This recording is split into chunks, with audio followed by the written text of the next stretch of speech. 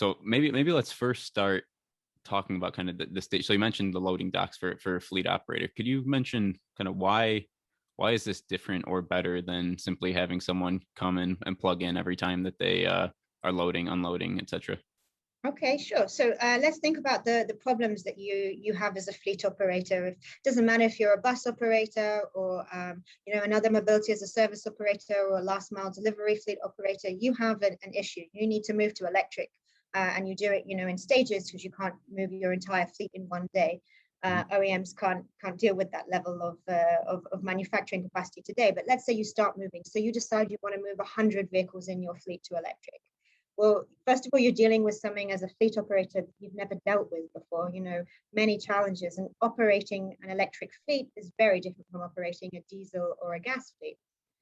You have huge capital expenditure right from day one. You have the new fleet that you need to purchase, and the main cost for the vehicles is in the battery, especially if you have larger vehicles. I know we talk about in the market that we've done amazing things. We've seen a massive reduction of the cost per kilowatt hour, but I think we're hitting a plateau, and I think that we can expect to see an increase in cost when we look at the resources that are required and the fact that we have limited resources on this planet.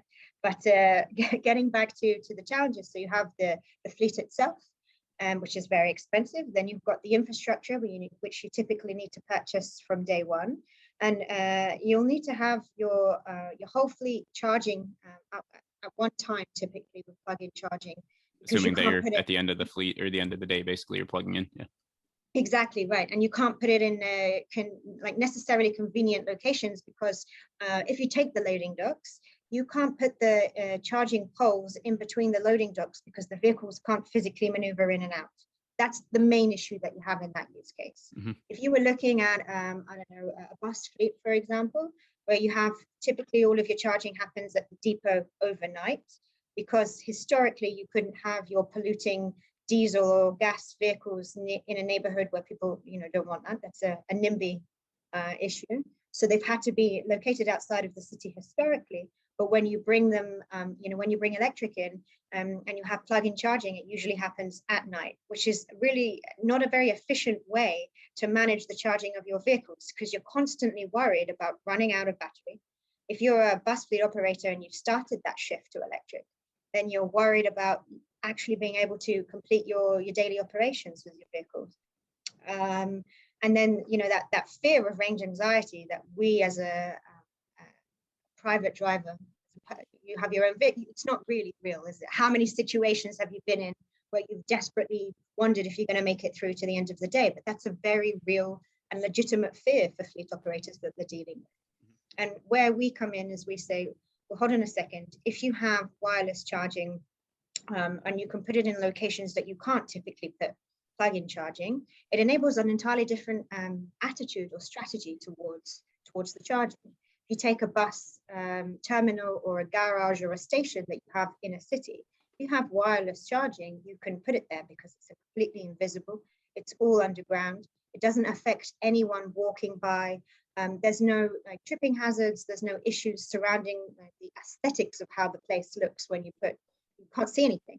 So it's all underground. So with that, you can enable more top-up charging throughout the day.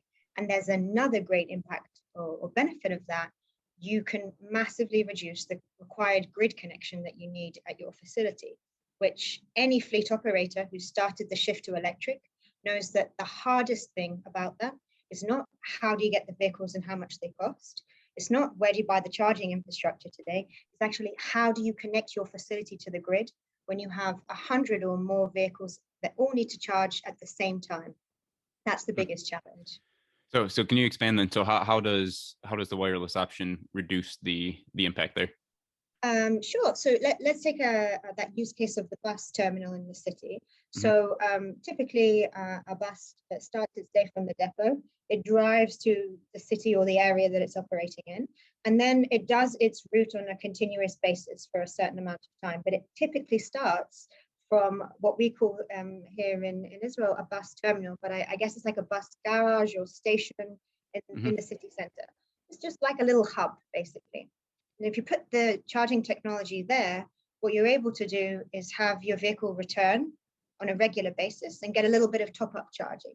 Gotcha. Yeah. So then it's not going all the way back to the garage. Exactly. And so then you need, first of all, you don't have all of the vehicles in the fleet charging simultaneously, right? You have a continuous cycle of vehicles entering, doing 5-10 minutes charging whenever the driver takes a break, and then doing that loop, coming back again. And if you add the next layer of wireless charging technology and you say, okay, we're going to put it on a strip of the route of the bus or the route of the logistics fleet, if it's like operating on a point-to-point route, then once you put that in, you can effectively have 24/7 operations. You don't actually need to stop for dedicated charging time. And you've reduced your grid, your battery size, and your costs ultimately as a fleet operator.